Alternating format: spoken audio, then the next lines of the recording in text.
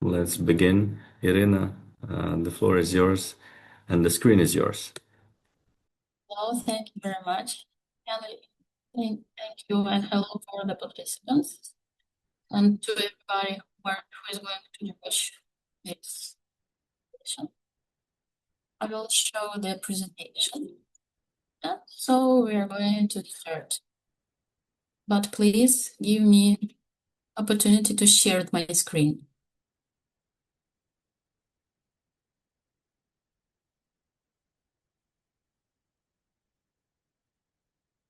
So please, Reb, do you see all the screen? Do you see the presentation which I'm showing? Okay, thank you. Yes. Thank you. Let's start. So my name is Iryna. I'm a project manager of Practica at Veteran Hub. Really shortly to tell you why I'm here. I have opportunity to join today's meeting. I work in the sphere of veteran in the veteran sphere for about 5 years. The organization which I represent works from 2017 and supports veterans and their close relatives. And it's about Ukrainian conflicts of veterans. It's not new for us. Of course, we work with different veterans, different aged veterans. And of course, Russian aggression, the Russian aggression started in 2014 and of course provoked happening situation that we have the modern veterans. And of course, we don't only support veterans, but also we research what are specialties of our context and how do we create systems where the person who comes back from the fight, from the war, will feel support, will feel all the possibilities, the standard possibilities that he or she has in bureaucratic questions, in household questions, and all other problems which this person who lives in this country and wants to integrate into civil life. Very briefly, who do we talk about when we talk about veterans? Of course, this term is more stable and we are used to this. I remember that from the beginning, from the full-scale animation, the term of veteran was identified from the with the old person, and most of all, Ukrainians wouldn't last to this term modern person who chose to fight for their country. So it was some specification of this term. Of course, at the moment, most people operate correct terms, and info space also understand the depthness of this understanding. A veteran, male and female, it's a person who finished its military service, who took part in military activities, and this person was protecting the country, and it's a huge range of people. We're talking about different categories of people.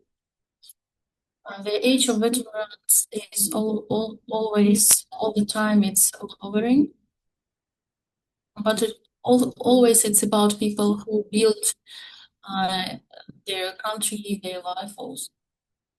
So the modern veterans, modern age of veterans is lowering, and we are permanently in the process of the war from the 2014. And of course, there are a lot of calculations war, and we understand that these people are coming back all the time from the military services.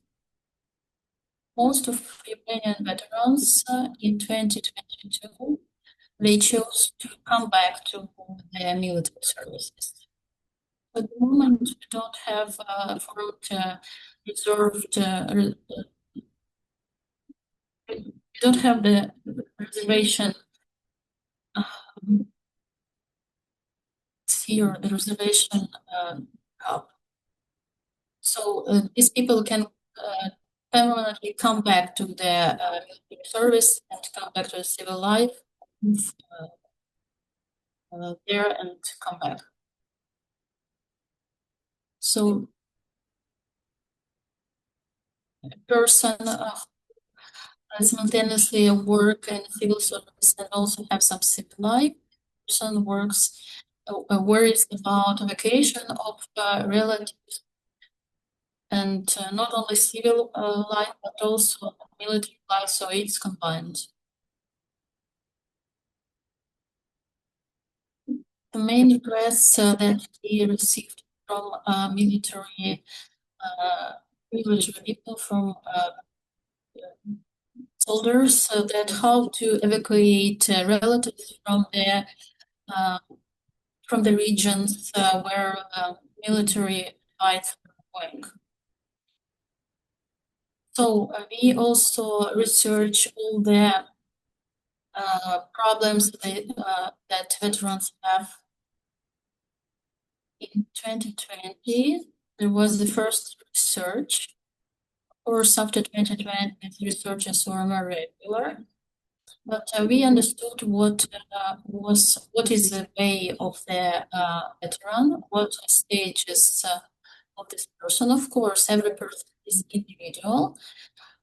Of course, we don't have some alarms which finalizes one of the stages, but anyway, in general, all the stages are present in every soldier's, every veteran's life. Of course, every person has many stages.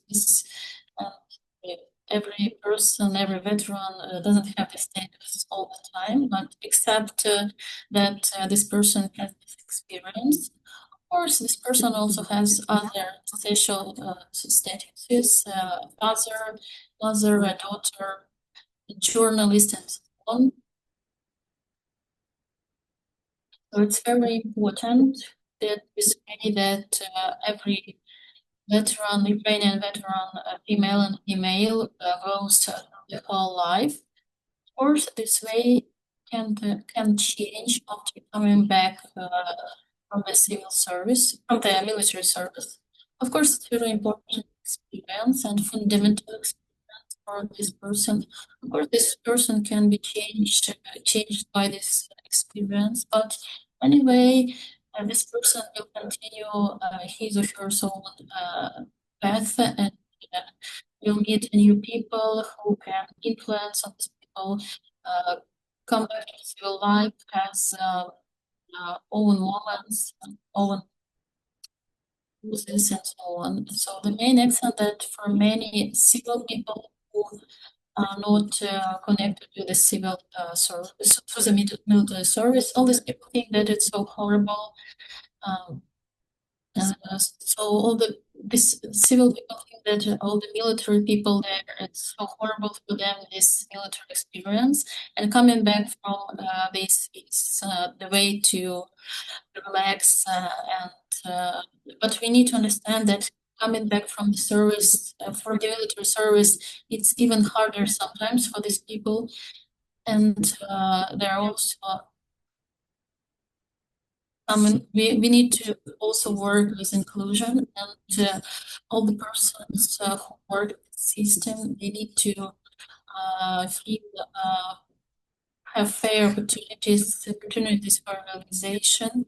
And of course, in Ukraine, most important part of this path is coming back from the military service of veterans, female and male. And of course, many of them have some problems with health, and they need support. At the same time, the person comes back and starts to looking for himself, starting to choose some new activities. But for many of the these people. We have this research, and this is open research, and it's available in English and Ukrainian. We were having research this year on doors. It's again, it's connected with buildings as well, with construction business. Even before the full-scale invasion, we had inquiries from veterans in this sphere. But people who come back now, they can have transfer and close to civil qualifications that can also be used in the construction business, and these people can be realized in construction business as well. So we're talking about stages of life of this person, how it starts, how it finishes. And this pathways will anyway go close to the person. There are a lot of people who support veterans, its relatives, loved ones, partners, and so on. And these people anyway will go with this person. But it's not possible to help in every stage to the person, this path of every person. And anyway, we will always live in the stage of we will always have this fear from our country partner, the country Russia, and we will always have this fear. And veterans, of course, will be a huge part of people who support and we will always rely on them. So our task is to help them to go through all the problems, all the situations this person has. As I have already said, that after completing military service or during the pausing of military service, it can be permanently in between services. As for people who joined military service in 2014, 2015, and after full-scale invasion, they came back to the construction sphere. Construction industry is one of the spheres that can be open for veterans, female and male. And it's possible to realize yourself in different spheres in this. One of our clients, the client of our hub, was has just came back from activity. He joined the building company, construction company, and he is very excited about this story. And of course, we also can introduce you to this person. Can give you a lot of insights of how it's possible to come into this sphere. At the same time, we have some statistics that shows what is the actuality of it in the different industries. In Ukraine, in 2025, over 10,000 new jobs for veterans are expected in the construction service. And it's all about new projects, old projects, and also projects that are realized by support from European Union. And also we have a huge lack of qualified specialists, because a lot of people immigrated from Ukraine, and it's very hard to teach a person fast. You need experience, practice in this education. So that's why veterans, female and male, can start to become a part of this sphere, can be a huge boost for development. But there are some aspects that we need to consider. First of all, we're talking about people who a huge part of their life spent in this military service, and they worked with different contexts, different tasks, and maybe close to this sphere. Maybe there was some crossroads and similar tasks, civil tasks, but at the same time, military service is totally different. The tasks are totally different. The second matter is it's about people who spend a lot of time in military services, and it can be challenging to understand this experience. And a lot of military people, they don't understand how to show this experience. They don't understand how to show that they have a lot of professional skills, and they don't understand how to use it in civil life. So it's possible that a person really has this experience, but it is shown not enough. It is shown little amount.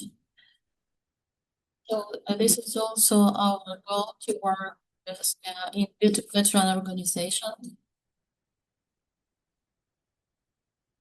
One more question: is government building codes and challenges in this area? And of course, there are a lot of requirements, and we are going to have to make them realistic and to show that there are some non-working mechanisms. So the next question is training and systematic support for the patient. So the person could be an expert in his or her sphere, but at the same time, when they're in the military services, they gained new knowledge and experience, and their previous skills could become unactual. So tendencies are changing, preferences are changing.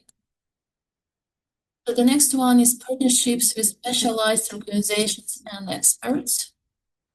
So we want to connect organizations, we connect with organizations, companies that work with this, organizations that work with exclusivities. And so we want to involve these organizations to our projects. There are not so many providers who are really good in this sphere in Ukraine at the moment, and they usually work in organizations. They are connected to different spheres, so it's also good variant for us. Next part is transparent business practices, including job preservations. For many people, it's very important. A lot of people ask this, and we need to have these answers. The next one is competition with entrepreneurship and training programs to retain qualified employees. It's about grant programs for people who want to start their own business. And for many entrepreneurs, there are a lot of challenges for involving new people who want to start their businesses.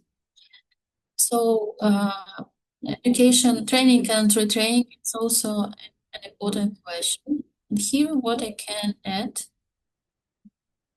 whom can we connect and have partnership in this sphere? Anyway, we need to We need to improve your potential workers or involve new professionals in this. Of course, it must be stable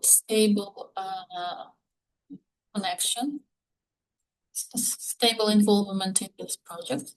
The Ministry of Veterans Affairs is implementing professional training programs for veterans. And also they involve donor initiatives. And there is also a separate site about this. You can go to it. You can get to know all the information. And at the moment, this team is open. The employment centers provide training vouchers in the construction industry as well. So also we can work with them. So these people who use these voucher programs can become your potential employees. Of course, not all veterans who come back choose academical education. Not all of them have resources for that, but some part will choose for this path. So we also can work in this way. Donor initiatives, for example, Skills for Recovery and others, they also create educational programs using which you can also help to join veterans and help to veteran organizations. And to veteran organization, it's yeah.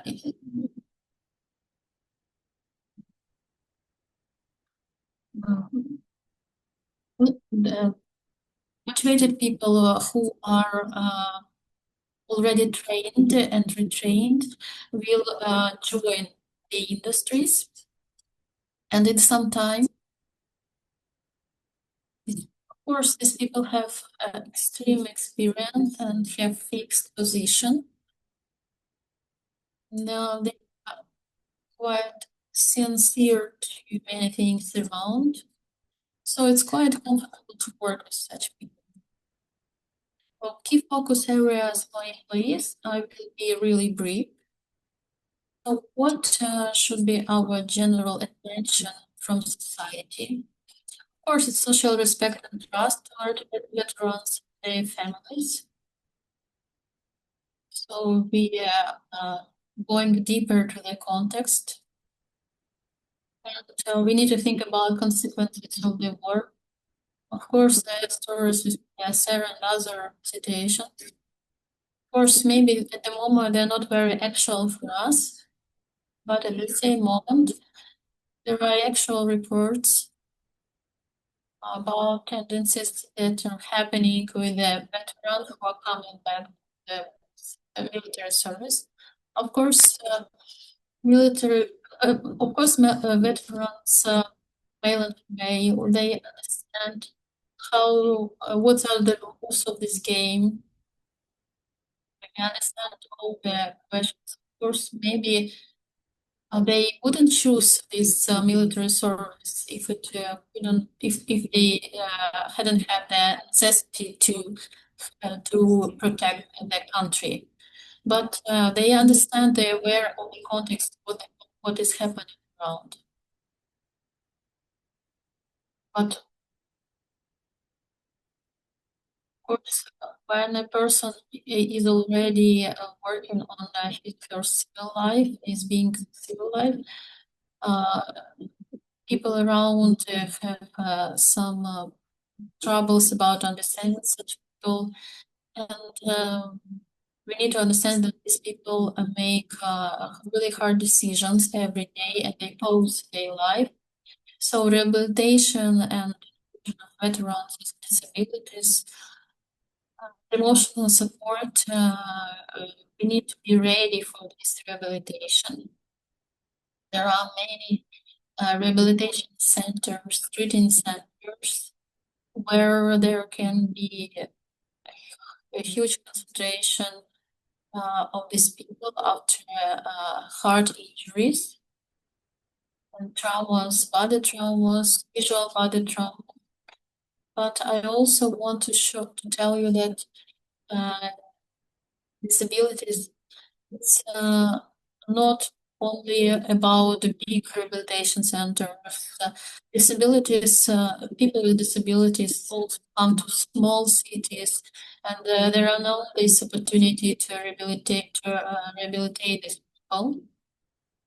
So we need to understand that a lot of people will have these injuries.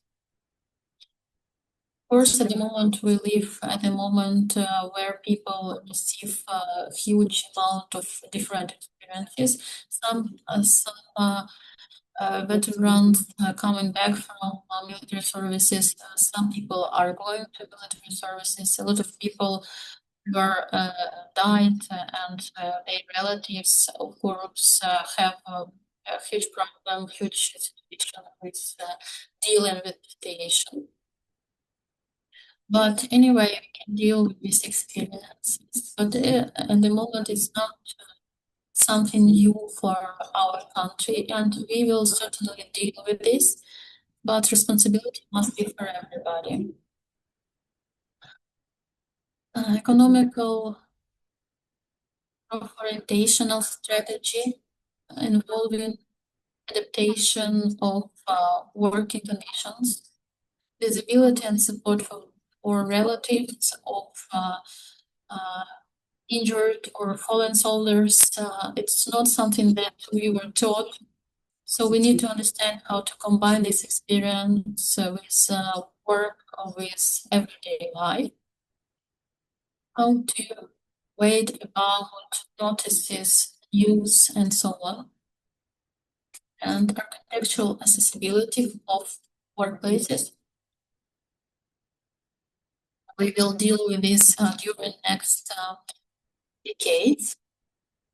And we need to be really focused on this. So going deeper into this context, how we work as an employer. And if we're talking about employers, we give support to companies that are going to hire veterans or already had this practice in their experience. How to do it not more ethical and more correct. So there is project practice where you can see a lot of materials, support, and so on. And so one of our projects is available guides. So first it was research in this sphere, and research with veterans and also employers.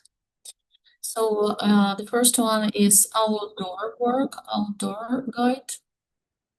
And what can be conditions of this work when the working place is not in the office, when it's really far from offices. There can be some climate changes, climate circumstances, and with some risks. How to take into account military experience of these people. So there is some such guide. And also we created materials, short guides.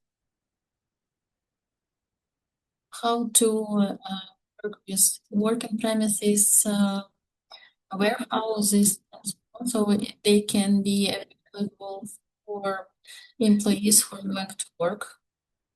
And of course, short recommendations about fundamental researches, which are the base of our work. The first one, the pairs of veterans, men and women.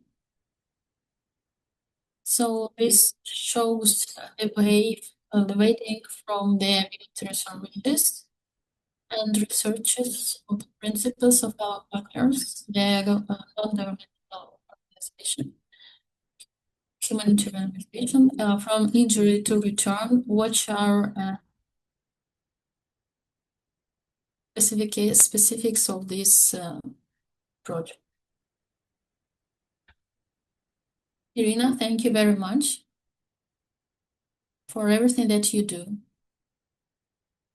It's hard to overestimate this. Of course, we will be happy to meet with the person you mentioned. This person has a position in one of the construction companies.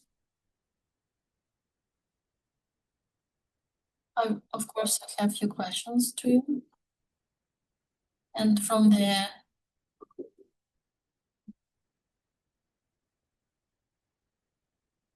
so we have lack of time, but we will do this session in the end. The session of questions in the end. Priya, do you hear me? Yes. If you don't mind to start the presentation. Okay, I can share. Okay. So I was thanking Roman and Lucy for this opportunity today on behalf of Rethink Ukraine. I'm here, Priya Perumal, and today I chose this topic, She Who Builds. I live here in Finland, so I say good afternoon to everybody. This topic is not just about, construction of an infrastructure or machineries or a factory as such, but also then we can take it conceptually to wider range of things. She who can build a society, a family, community, so on. And I really, I try to follow Iryna, but I think whatever she has mentioned there is really a great work that the organization is doing. This is what also I emphasize here, that you can build more than just infrastructure. You can build society, you can build a family, community. So build is a wide spectrum of things that you can do and try to lead a meaningful life. So here I will try to share some of my experiences so far in my journey that might be interesting for some of you, and maybe few points that you can take for you after the session. Before going to the actual presentation, I would like to give a quick glimpse of my professional journey from where I started in my bachelor's as a civil engineer in 2007. And I did my master's by research, so where I was researching about mining residues for lightweight concrete applications. And then in 2018, I got my PhD on sustainable construction materials, which is more about then using different side streams. Also, the focus was on the mining side streams in construction applications as well. And after the PhD, then I came here to Finland as a postdoctoral researcher, where then I started with the mining companies, exploring the opportunity to use their side streams of the waste as cement replacement material, creating sustainability in these industries. And 2022, then I got my independent or individual fellowship from European Union called Marie Curie Individual Fellowship on topics on the granulation of municipal solid waste incinerated residues, again from waste generated from the household residues. And parallelly, I was also leading some projects on the concrete recycling and mining waste, again funded by European Union and also Research Council of Finland. In 2013, I started my journey in industry in in a bigger scale, partnering in C2CA technology, which is placed in Netherlands. And now I'm still working as chief scientist for them. Though I stay here in Finland, but I frequently travel to Netherlands for this job. In the end of 24, I also started as an associate professor tenure position at University of Oulu. So having like a bridge between the academic and the actual industrial applications is how I see myself. So that's quickly about my journey professionally. And let's now go to the story that I want to say to you today.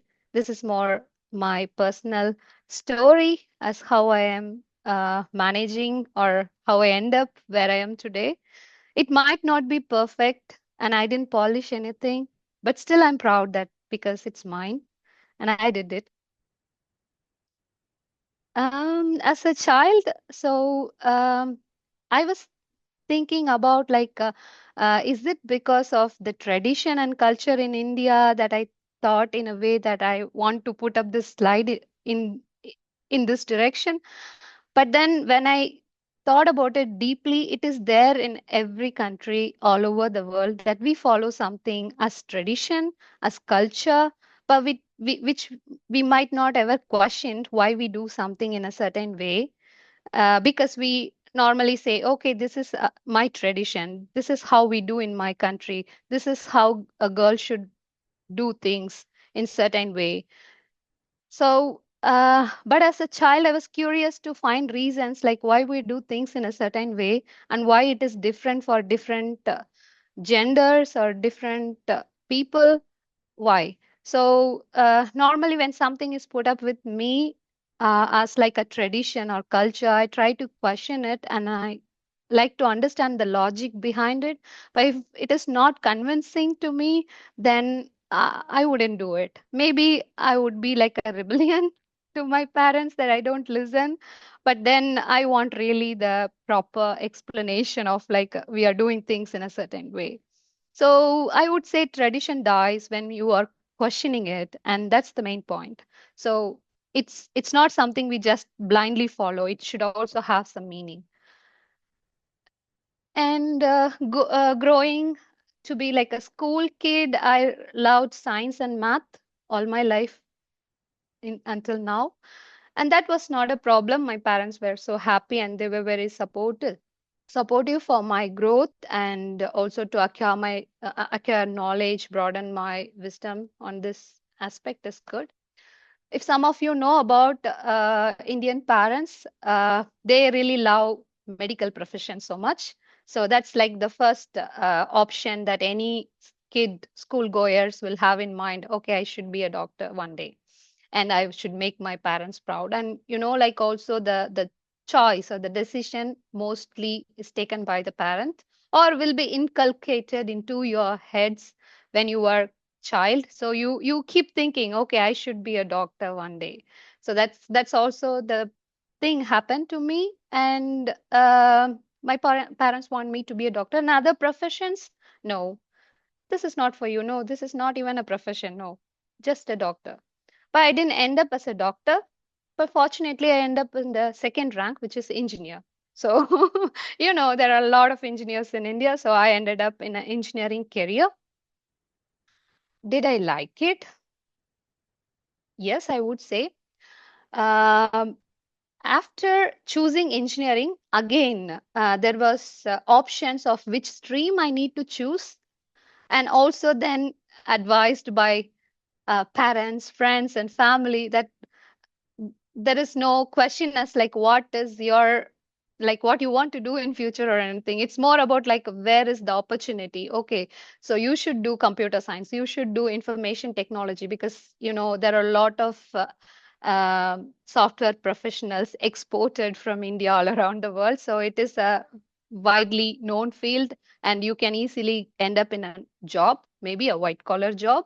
So it's better that you take this computer science or information technology. But at least here, like the rebellion inside me was saying that no, no, I'm not taking this computer science. I want to do civil engineering.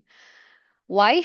Because back in my days, as when I was when I was a child or school student, there was an advertisement in TVs. I don't remember which company it was or what was the product, but there was a woman. I mean, that's really nice at that point of stage that they have this advertisement with a woman and an yellow hat standing on a high-rise building supervising this construction things. And it looked to me like so powerful and so like she looked like she have so much power there. So there born my superhero, engineering, not Wolverine, who could turn problems into power. And that's when I thought, okay, this is something looks powerful. I should try this in my career. And I was so stubborn that I must take the civil engineering. My parents gave up, so I took civil engineering as my preference for my engineering career. Yes, university years, I got graduated with the bachelor's and a gold medal. And that's exactly how I liked the first break for my civil engineering journey. After that, yeah, did I get that engineering superhero inside me? Nope. I fortunately or unfortunately was placed in one of the best universities during my bachelor, where we have this opportunity of getting placement or getting the job when you are studying. So in my third year of engineering, there was software companies who comes gives you job if you are excelling in your studies in spite of the stream that you have chosen. So I got placed in one of the leading software company. And now comes again parents to convince you, okay, so this is what exactly we want you to do. And see, the destiny brought you again back to that place where we want to see you. And yes, so I'm back at my desk where I could only create deeper relationship and communication with my keyboard and the coffee mug in the software company, where I'm totally a person who likes to be active, talkative, want to be in the real site, see people. I'm that kind of personality, and it was totally different for me to be just sitting with my computer and working with my keyboard. Yeah, but still STEM job. So science and technology. Yeah, I was a bit enjoying that as a software developer. I couldn't move out of it because we had at that point like kind of a bond that 2 years I cannot leave the company because they are training me in that. So I stayed with it for the 2 years to complete that duration. Then, yeah, the desk job was it's like a gauge to me, like a golden gauge with the parrot inside. So just trying to escape out of it. My calling that rose beyond what it is given to me. So I really wanted to do something differently, but I would like to also quote the importance of mentorship here.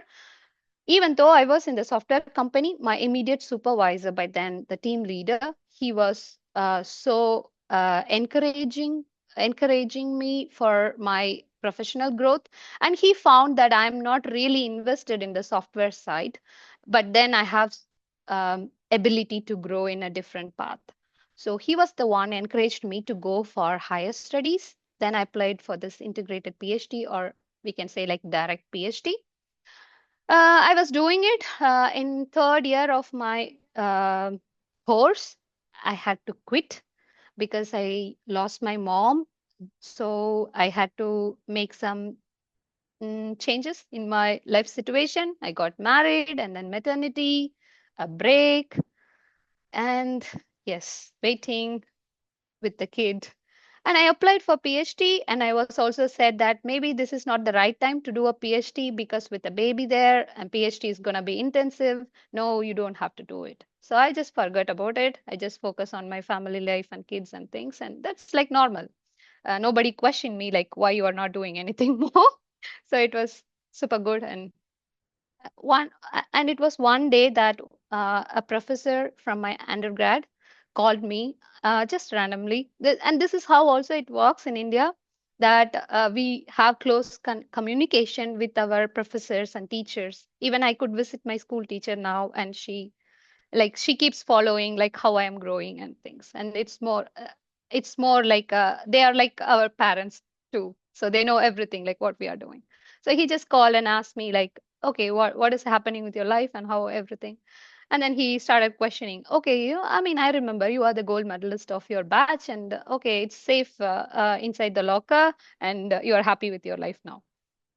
I started again feeling, okay, something maybe I'm not doing right. I should start thinking about that childhood person who wanted to wear the yellow hat and to be the engineering.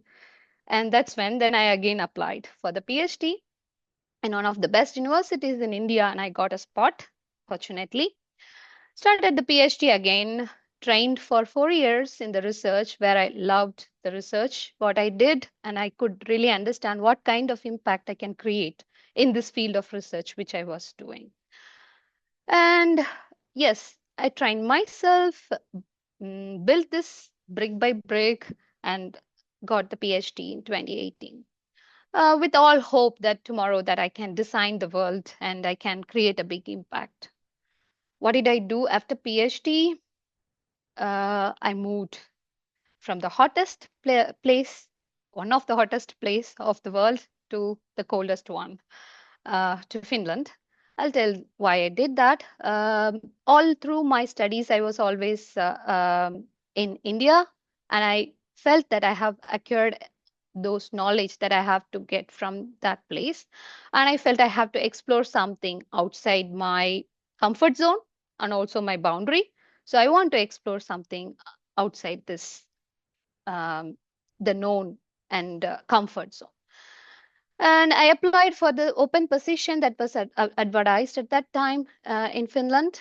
How I know this group, they are one of the leading research group in the world on geopolymers, or the alkali activated concrete. So when I saw a position open, I immediately applied for it and I got the spot. And that's when I opened the map to check where this country, Finland, is. And then I realized, oh, it's so close to Arctic. Wow, that's so cold. But I took the flight, just landed here. And how was it? The rest of the story, it's wonderful. I got so much of opportunity. I was not just doing research, I was thriving here. I got so many projects. I could even start with a small group for myself. And that's my son who's so proud to show my picture displayed in the research unit there in the university. And I kept also connections like my networks back from India and everywhere where I go. I try to keep the people in my network of similar thoughts who want to create some impact in the sustainability or even to the humankind. So that's, I think, important for you to keep the connections. Am I happy? I'm doing good. Mm, but still, let's see what. Sorry, my slide is not moving. Also, I think your video froze. Oh no, or are you moving? Yes, my video Let's froze. see. But you hear me. I can hear you. I'm sorry. Yes, now the video. Okay, It's moving. Yeah. perfect. Okay, sorry, maybe some connection issues. So am I happy with my life? Of course, I was happy. I don't complain, but I'm not really so satisfied with what I was doing. I want more. So what is missing? I do a great research. I have a wonderful team, and they are doing impactful work.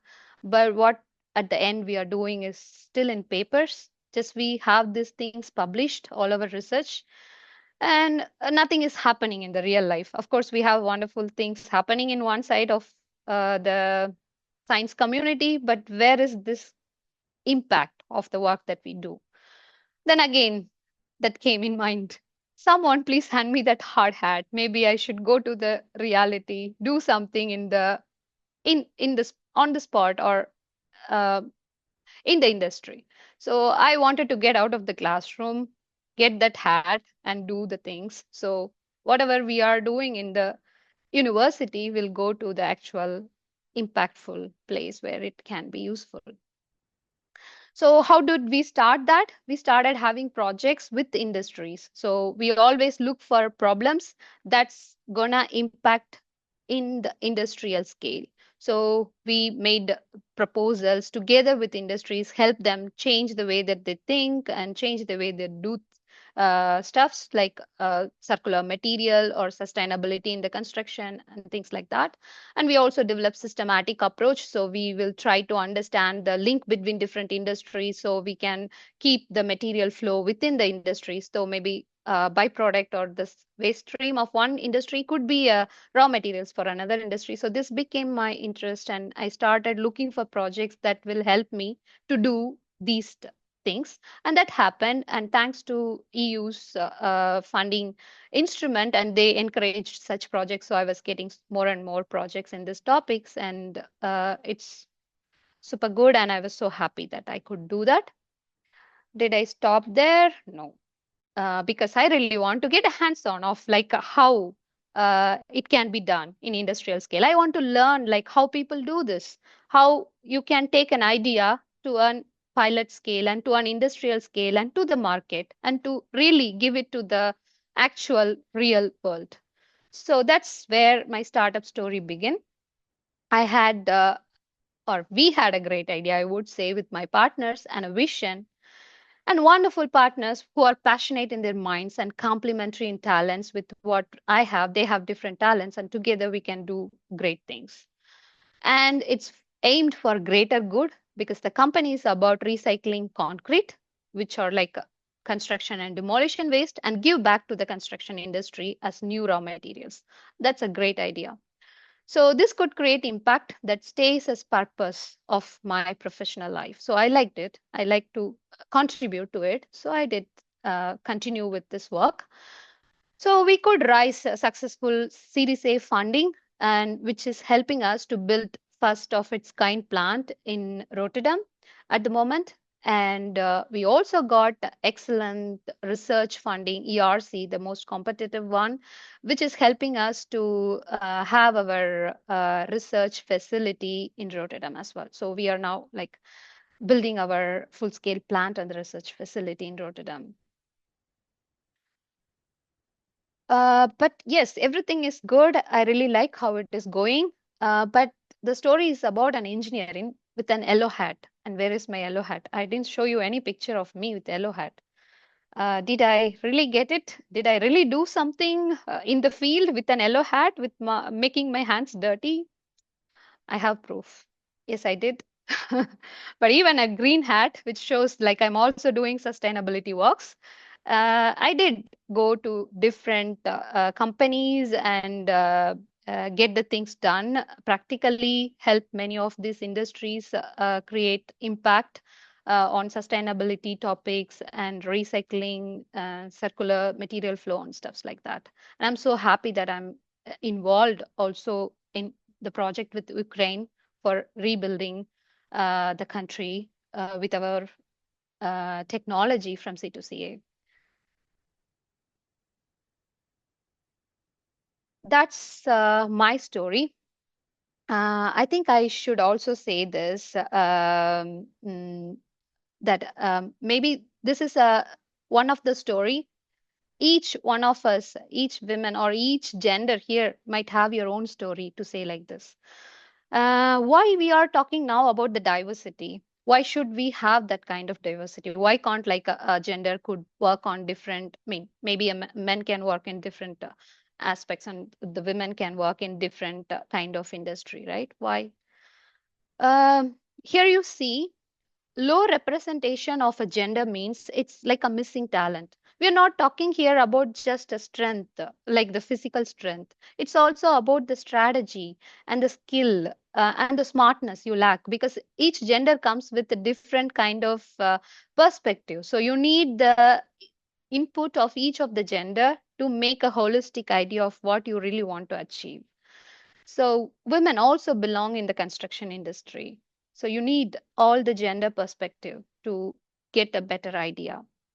And also importantly, even when women involved in construction industry, they seem to be onlys. What I mean by onlys is like they will be the only one woman in the boardroom. They will be the only one woman in the team working in the field. So we shouldn't have, I mean, we shouldn't be like just proud of, okay, I have a woman in the team. No, it should be a proper representation of women in all uh, in all perspectives and also the leadership roles especially. So if you see, it will be tapering towards the leadership role.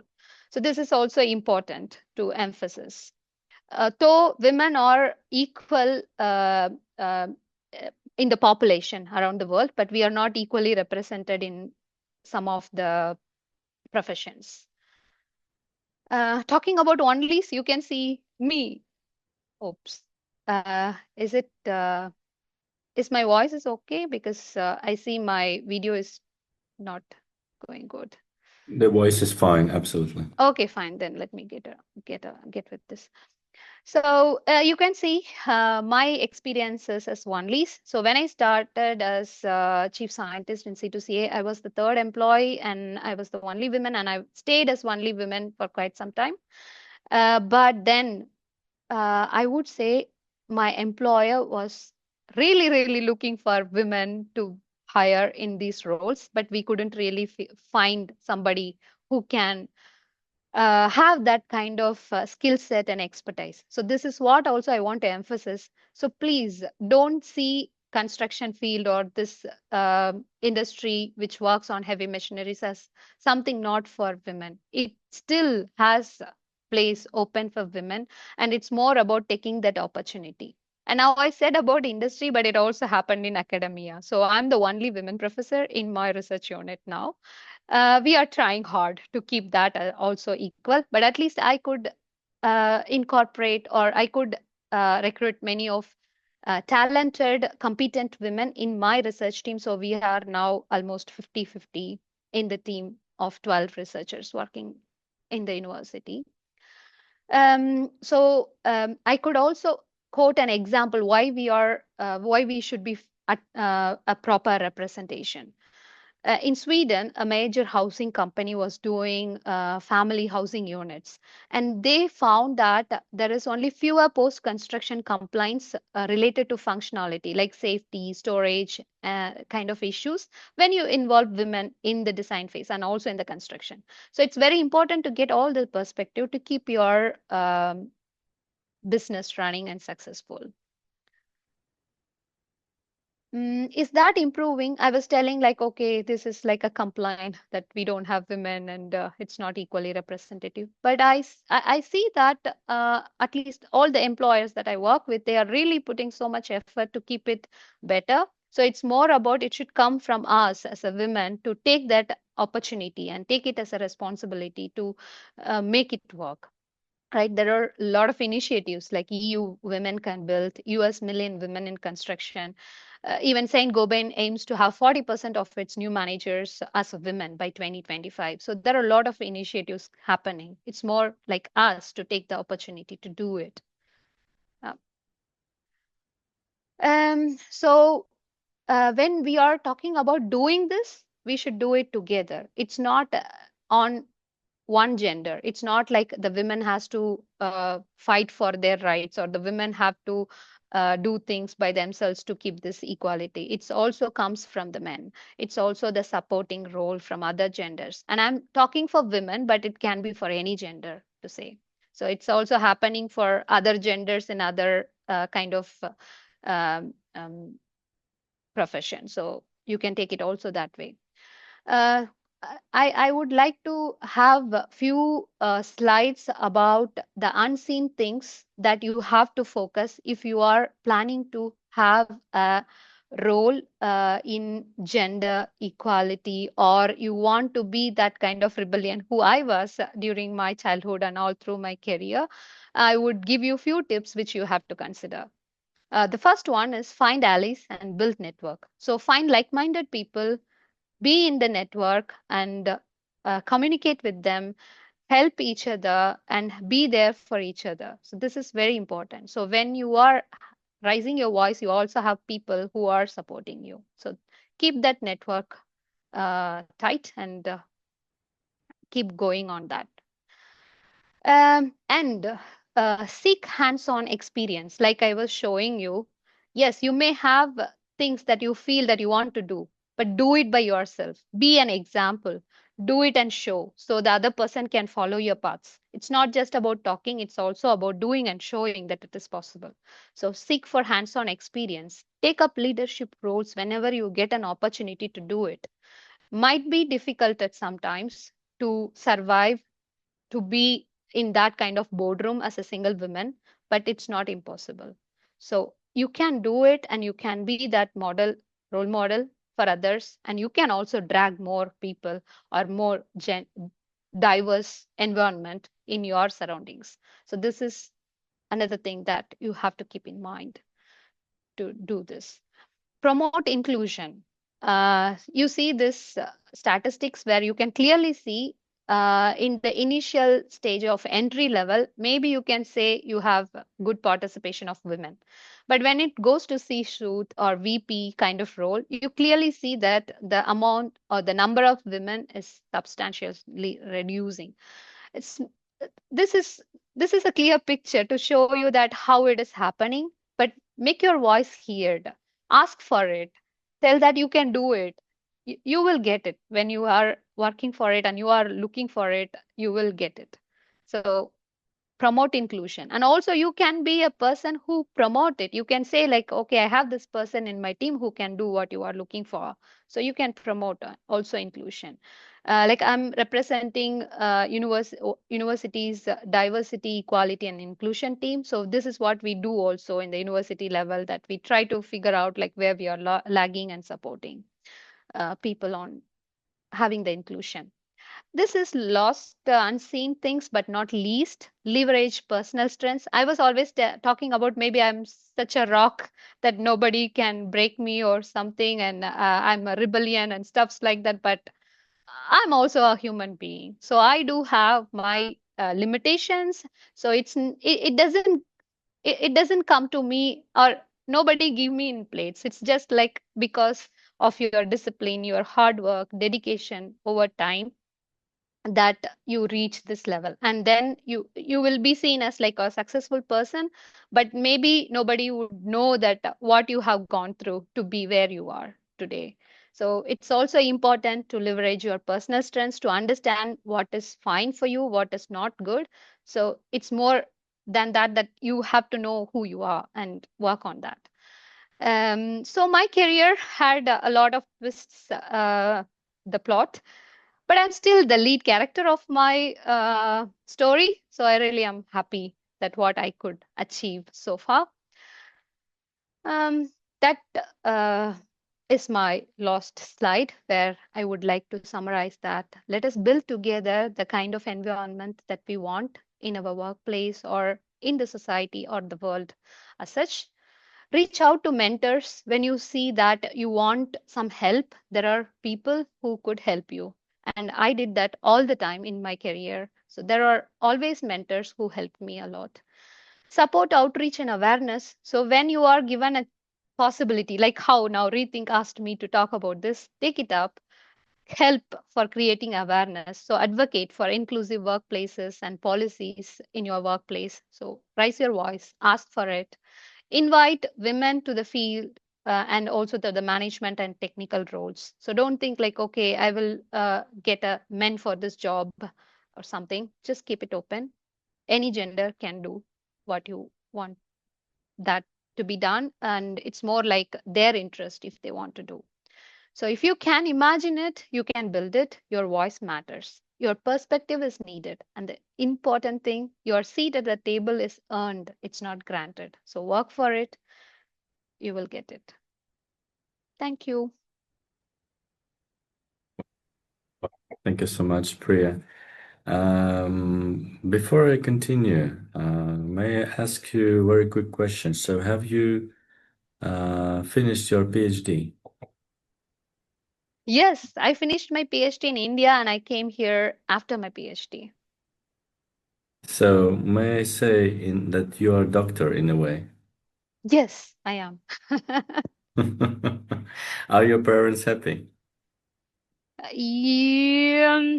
Actually, it was my mom. So I said, like, I lost my mom. She really is so proud that the things that I was doing, and I was also like, I am still like doing things in a different way than how my society used to see as a woman. Yeah. But I lost her, and my dad, Mm. he's a bit conservative. So I won't say that. I mean, to be frank, I won't say he's super happy, but then he's okay. Well, you could say actually you're healing the planet by the activity you're doing. I So do. it's important. You're a doctor in Yeah. a way, for sure. Um, Amazing story. Thank you so much, Priya, for inspiring all of us. We do have 10 minutes, maybe a bit more for Q&As, and we do have opportunity to ask questions. You can ask questions if you have. We will, of course, ask them. So at the moment, I will ask some questions which were sent by our participants beforehand during the registration. And it's a question about a gender aspect. So have you ever experienced gender-based humiliation at the workplace where most of men work?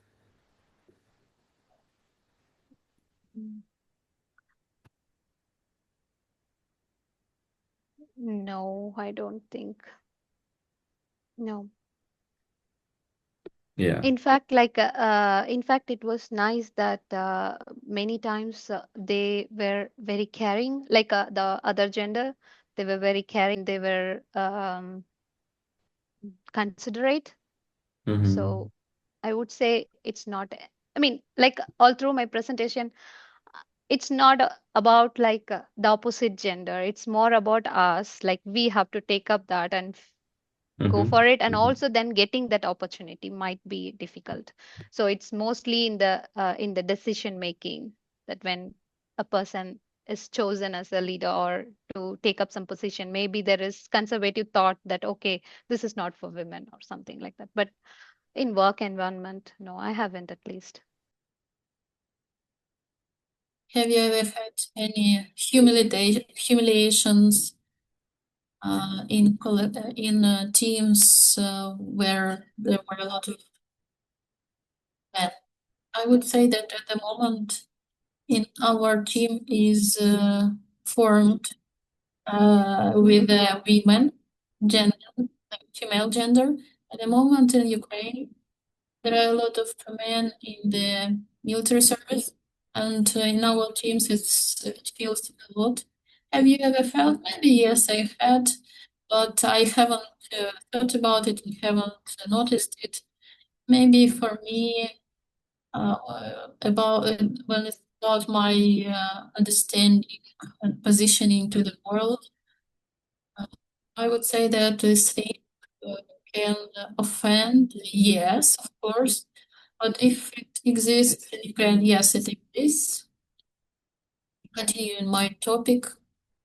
I often hear from my female colleagues that they have some aspects connected to the gender and the experience with military services in Ukraine.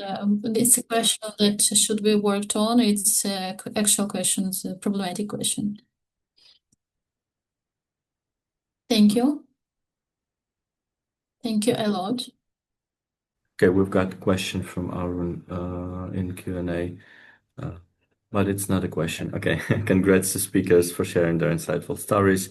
The leaders of every country must design a policy to recruit women professionals in both public and private organizations. Yes, I do agree. Honestly, we see that kind of changing, I hope, in Ukraine, because yesterday I've been to a high-level conference on human capital for Ukraine's recovery, and there were some panel discussions where there was no man at all, Okay, that's also not featuring very fit, representative. yeah, featuring like deputy ministers, like communities, municipalities, leaders, of course, representatives of NGOs, or we had 3 and 3, or we had 1 and 5 for women. I mean, so I kind of noted that because I was preparing some thoughts for today's webinar, and that was quite quite remarkable. Also, my personal story is a little bit other way around because in our organization I'm the only man, but I am the CEO. So very often when I say, you see, we have many women in my organization, so we are very much gender balanced, actually imbalanced towards the female. But I always hear back that, yeah, but you are the CEO, so you take decisions, you influence what's being done, you kind of define what we do, and you are the boss. And that confirms kind of the slide you shown previously about 61% of one white male being the on leadership positions still in organizations. Well, so far I cannot do anything about that because I'm not planning to step down, but let's see how it goes. Okay, I dream it to be 50-50. Yes, and Saint-Gobain dreams it to be 40-60, which is also good. To start with, it is good, I would say. Yeah. But Yeah. I mean, that's totally fine. Let me ask the next question, and that goes to Iryna. I'll ask it in Ukrainian. What needs of veterans are usually ignored?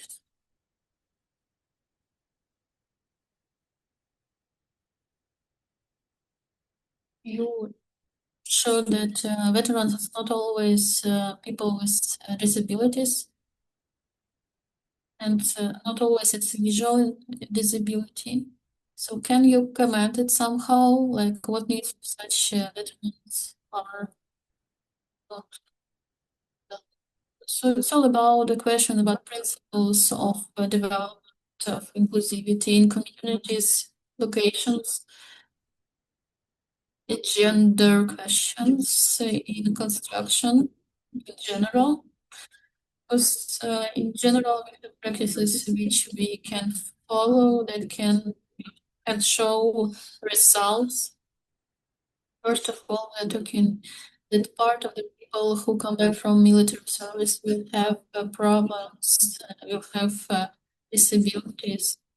And of course, there is focus which must be done first of all, and it's about inclusivity planning in general, inviting cooperation with municipalities about gender, age, mobility, and trauma. And it's also about design, architectural design, some ways, the types of disabilities, also as a result of military service or after the consequences of being on regionals around our line. So we need to create safe zones of rest and so on. As for an example, I have a colleague whom I work with, has a separate project where he works with local parks, local hubs, one of the cities of Ukraine, because it's a person with amputation and high prioritization, and this people who are not in this sphere, in the sphere of prosthesis, they don't know all the problems which this person faces. So you sometimes need to change this prosthesis to replace and so on. So you need to find a place for doing it. So these people need to have some separate zones, some premises where this person can do this in comfort, where civilians will not see, will not observe it. So there are a lot of such questions and such problems, and of course they're going to work towards solving these problems. But of course there are things that we already can solve. Of course, also we can take into account this in the zones which are going to be rebuilt. So please involve veterans in these plannings, in creating these projects, so to create really good zones, really base for these people. Thank you for this great example. So if you are not really connected, you don't know all these questions, you will think about these problems of these specific problems.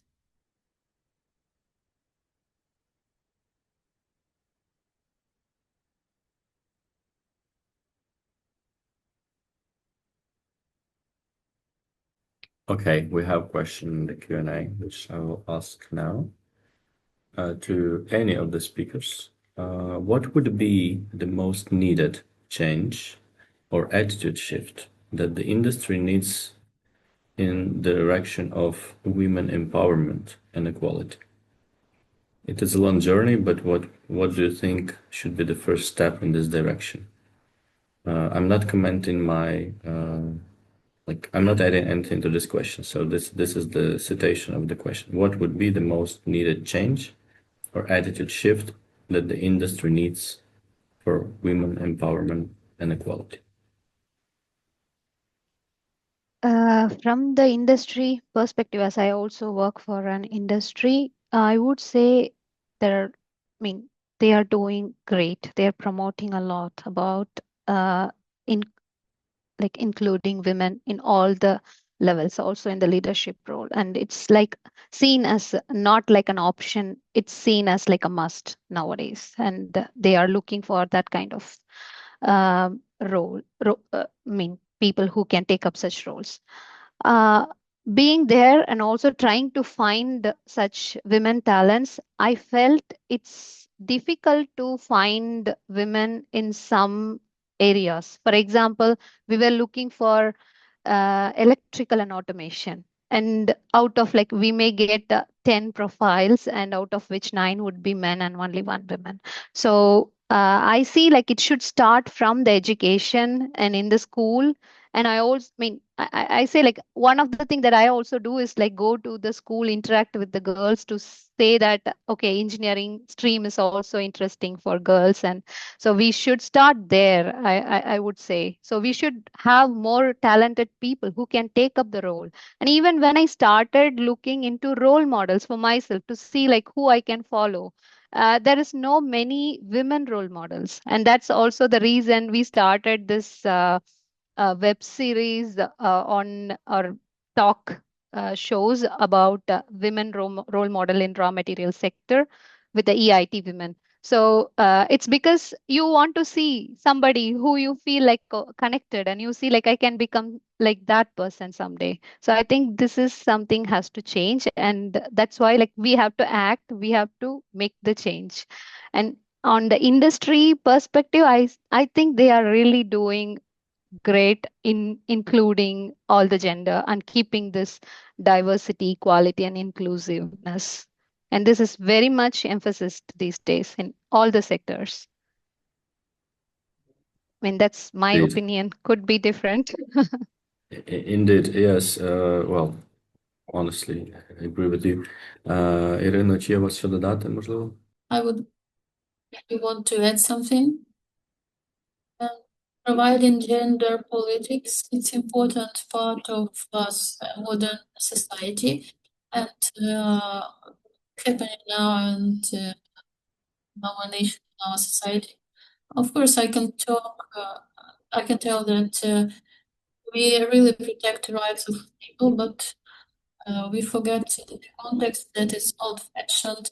We are in the context of old-fashioned legislation, maybe.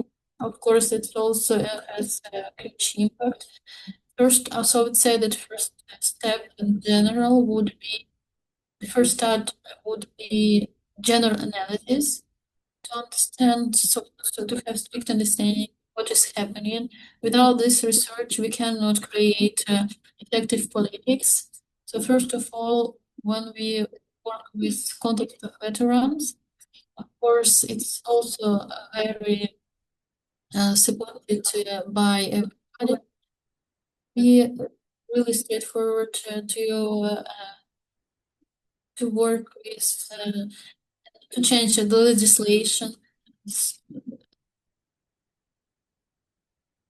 to understand where we have problems, inequality, and so on. So the change of the legislation involving an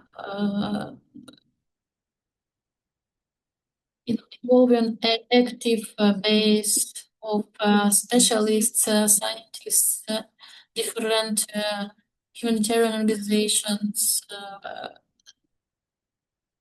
and to form the priorities and the general view, general with equality and national plan of active, understandable strict goals, budgets, and so on. Thank you. It's a very systemic answer.